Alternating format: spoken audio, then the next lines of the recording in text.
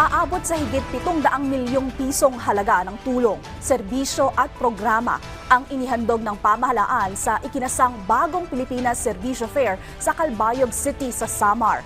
Pinangunahan ni House Speaker Martin Romualdez ang programa na magtatagal hanggang bukas. Ito na ang ika-25 BPSF caravan na inilunsad sa bansa at bagamat huli na ito para sa taong ito, tuloy-tuloy pa rin naman ang rollout ng programa sa 2025. Sa 2 araw na BPSF caravan sa Samar, inaasahang papalo sa 60,000 beneficiaries ang makikinabang. Bukod sa mga serbisyo, may libreng concert din na hatid doon.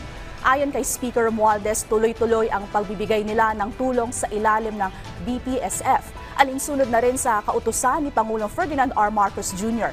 na ilapit dapat ng gobyerno ang mga serbisyo at programa sa mga Pilipino.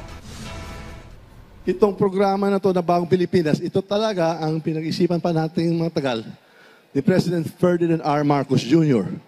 Siguro naalala mo noong nangampanya siya. Parati siya naglilibot sa buong Pilipinas. At sinabi daw niya, bawal na maghirap ang Pilipino. Ayaw na may nagugutom.